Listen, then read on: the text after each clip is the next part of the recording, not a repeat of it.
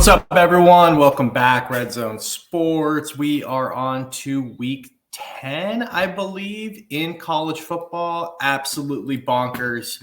Can't believe how fast it's going. I feel like I say this every week, but it's getting real now. A few weeks left.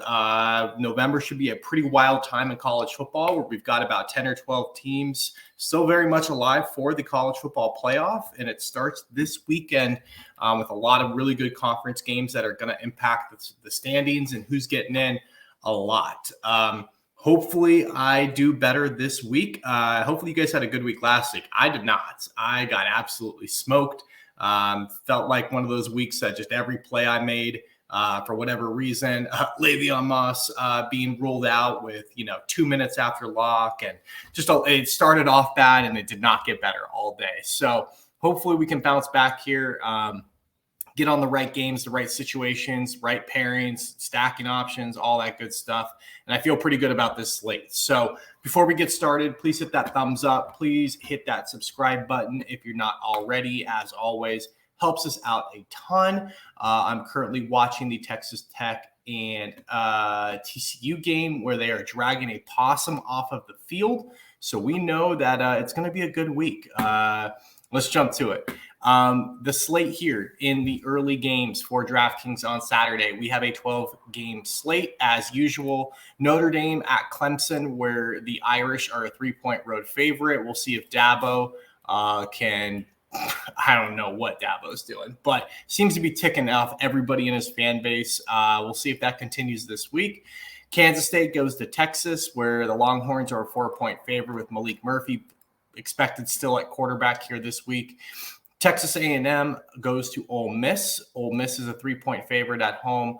Arkansas goes to Florida, 4.5-point favorite. The Gators are at home. Ohio State pays a visit to Rutgers, where they are a 18.5-point favorite. Army and Air Force is 17.5-point favorites. 31 total on that one. Obviously low scoring expected there. Florida State and Pittsburgh, where the Seminoles are a 3-touchdown favorite on the road. Virginia Tech goes to Louisville, where they are a 9.5-point favorite at home. We have what's expected to be the last scheduled Bedlam game. Very sad, but Oklahoma goes to Oklahoma State, where they're a 6-point road favorite in that one with the highest total on the slate at 61.5. Mizzou in Georgia, where the Dogs are a 15.5-point favorite at home. Penn State and Maryland. Penn State is an 8.5-point favorite. And James Madison goes to Georgia State, where they are a 5.5-point road favorite. So just starting kind of high level like I always do, some of the things that I think are very noticeable is you've got a few very clean and clear options up top at quarterback, starting with Jordan Travis. Florida State, like a lot of these teams we'll talk about, very much control their own destiny.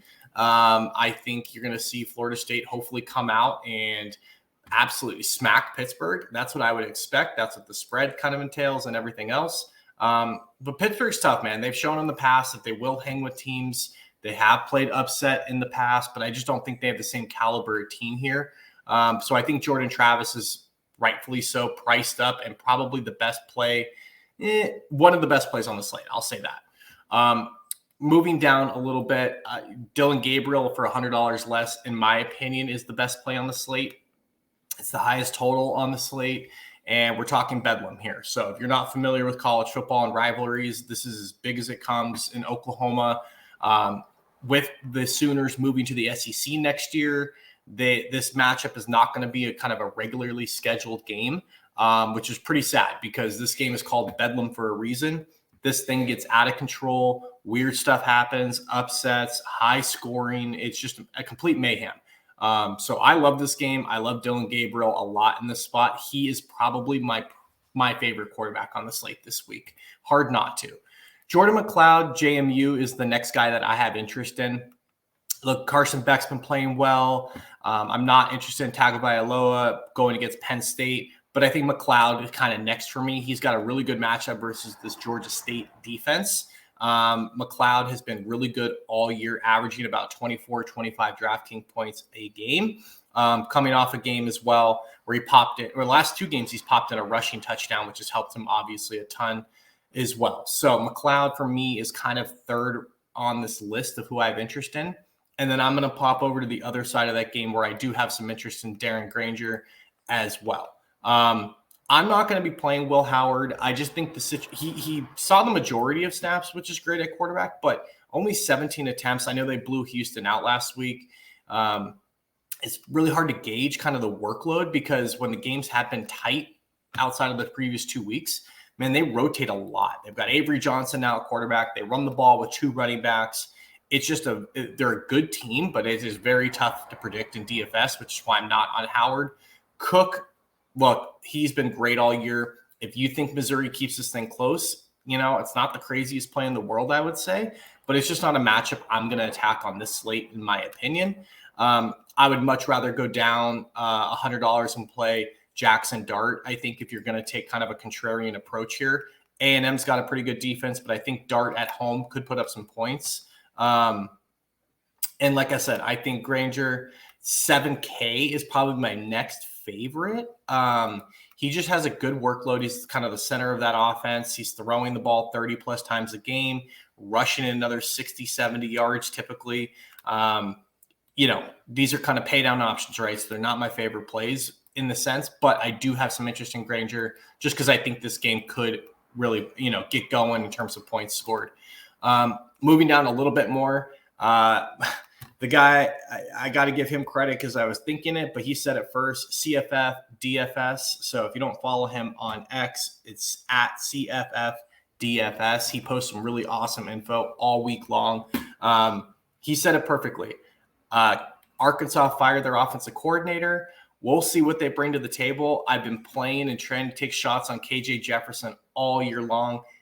I'm ready to get hurt again. Hopefully Arkansas cleans some stuff up. Reports are that they've cleaned out kind of 30-40% of their playbook, and they're just going to just stick to what they do well. Hopefully that means KJ Jefferson is in a better spot this week to kind of consolidate the offense and put up some points. Finally, that's what I'm hoping for. So I'm going to be leaning a little bit into KJ Jefferson here. You could go Graham Mertz on the other side, but you do get a $500 discount, I think. So a $600 discount. I think KJ Jefferson's in a good spot here. I think this one could get a little wild down in the swamp. So KJ Jefferson at 6,600.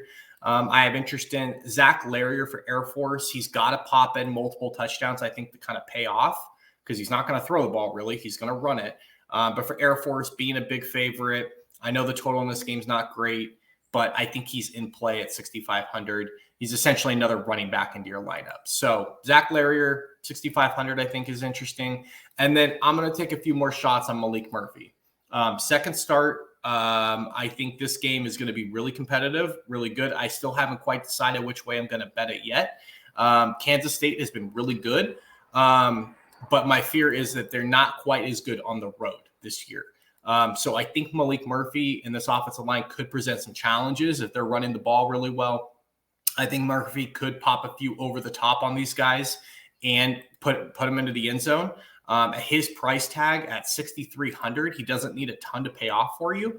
If you can get 20 plus points out of him, that's a stellar day, I think, in the DFS world. So I know he didn't quite get there. BYU didn't even present a challenge last week. So it's hard to evaluate, but 16 to 25, 170 yards, 2 touchdowns, 11 points, that it wasn't what we were looking for. But again, I think he's going to have a more competitive game in this round. I think Malik Murphy, I'm going to have some shares of this week. So kind of recapping, my quarterback pool for the most part is going to be Travis and Gabriel up top. And then I like McLeod, Granger kind of in that middle. And then if we're going to the 6Ks, Jefferson and Malik Murphy, maybe a little bit of Zach Larrier. So those are kind of my guys this week. Moving over to running backs, I think Dewan Edwards is a really good play for Georgia. He's just been Mr. Consistency for that offense. I think they're going to want to come out and absolutely just hit Mizzou in the mouth like every week. So 7,300, I like him a bit more. Same with Ollie Gordon, who's just been out of this freaking stratosphere the last 6 weeks of the year. He's gone for 271 and 282 yards in the last 2 games. And we just saw Kansas absolutely gash him on the ground. So Edwards and Gordon are probably my 2 favorites. Jonathan Brooks definitely is in play for sure. It's going to come down to an ownership thing for me. Again, I have some respect for sure for Kansas State's defense, but I don't think Texas is going to want to put this one, like we talked about last week, on Murphy's shoulders to win this game. So I think Brooks, Edwards, and Gordon up top for sure are my favorites. Right, they're accurately priced in my opinion. I don't think you could go wrong there with either of those guys this week. If I had to lean, I'm probably going Gordon just because he's just an absolutely nuking slates. But again, it's going to come down to ownership for me on a Friday night, early Saturday morning thing when I'm looking at it and seeing where people are going. I'm not really playing Estime this week. I think the next guy we got to talk about is Marcus Carroll for Georgia State. He's a perfect bring back for JMU if you're playing that side of the ball. His workload's insane, 25, 30 carries a game. He's pumped 150 in the last 3, 4, 5 games. He's gone for 159, 150, and 208 with multiple touchdowns mixed in. He's in a really good spot here. He's one of my favorite plays on the slate for sure. So I just don't think you need to jam in Estime on this one. I'm not going to be playing him, but Quinshon Judkins, I'll never say anything bad about him. He could go bananas against anybody on the slate. Texas A&M's got a good defense, though, so I probably won't be going there this week. The next two, Trey Benson and Jawar Jordan, I think both of those guys are in damn good spots, especially Jordan. Benson doesn't quite have the same workload as other guys, but we've seen games. I mean, he had 10 carries last game, and he went for 34.5 DraftKings points. What are you supposed to do with that? Fade at your own risk, I guess. I fade him more than I play him, and it burns me some weeks, like last week. But the week before against Duke, he had 4 points. Week before that, he had 9, and then he had 39. So this guy's an ultimate GPP player. Couldn't get that out.